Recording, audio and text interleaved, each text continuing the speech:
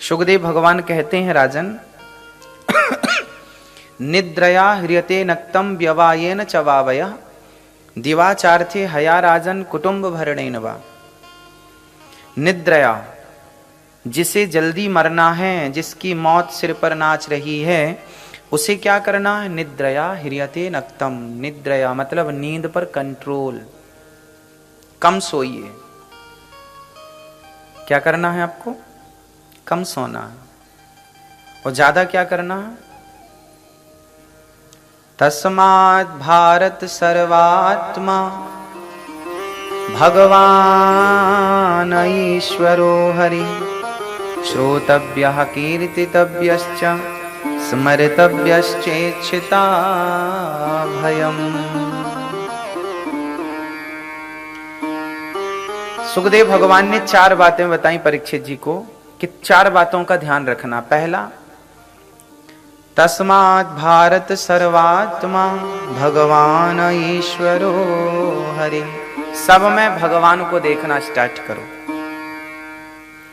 भक्तों का पहला लक्षण क्या है? आप भक्त बनना चाहते हैं तो पहला लक्षण क्या है? भक्त का पहला लक्षण ही है कि वो सब में एक को ही देखता है। किसको? सब में किसको देखता है? भगवान को। अच्छा, सब में भगवान है या नहीं है? कैसे हैं? किस रूप में है सब में भगवान? कल ही हमने बताया था। हाँ, सब में ईश्वर आत्मा के रूप में, ईश्वर अंश जीव अविनाशी आत्म तत्व के रूप में सब में ईश्वर समाये हैं। वो निकल गए तो आप कुछ नहीं है। तो सबके अंदर ईश्वर है। अब है तो, लेकिन हम देख नहीं पाते, मान नहीं पाते। अब यहां सुखदेव भगवान पहली शर्त रख रहे हैं, मतलब यहां सुखदेव भगवान अपनी बात स्टार्ट ही कर रहे हैं और क्या कह रहे हैं कि तस्मात् भारत सर्वात्मा भगवान ईश्वर हो रही। सब में ईश्वर को पहला, तो सब में भगवान को देखो। फिर जब सब में भगवान को भगवान में देखने लग जाएंगे, अपनी मां। अच्छा, सबसे पहले शुरुआत कहां से करें? अपनी मां।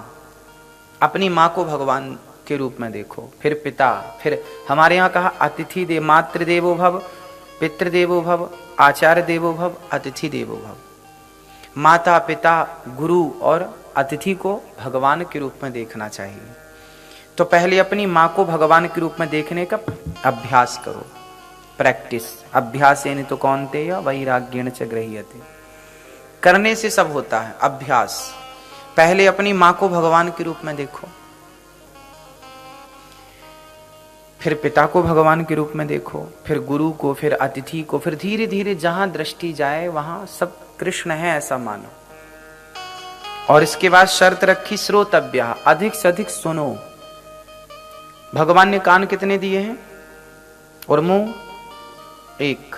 इसका अर्थ क्या है? कान 2 मुंह 1, मतलब कान 2 है मतलब सुनना ज्यादा है, मुंह 1 है मतलब बोलना। लेकिन हम उल्टा करते हैं, बोलते ज्यादा है, सुनते नहीं। सास कहती हमारी बहू सुनती नहीं है,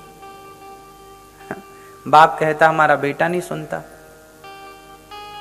तो सुनना कोई नहीं चाहता। आज के जमाने में पत्नी नहीं सुनती पति की, हम क्यों सुने? तुम्हारे बाप की नौकरानी है, क्यों सुने? तो सुनना नहीं चाहता कोई। और जबकि नियम क्या है? सुनना। अच्छा, सुनने वाला ज्यादा सुखी होता है कि बोलने वाला?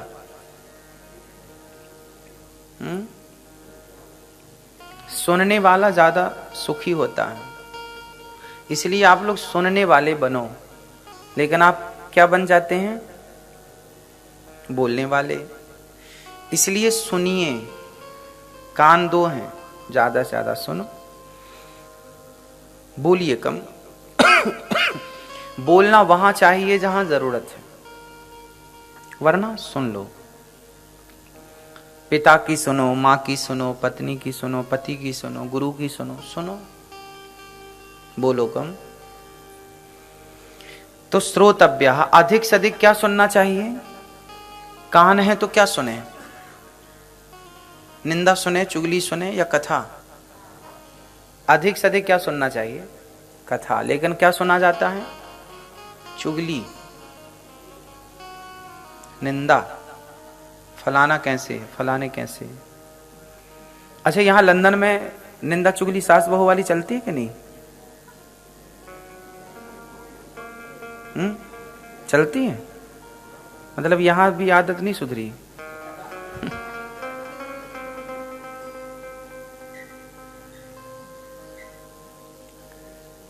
तो सुनना है पहला, श्रोतव्य, अधिक से अधिक सुनो।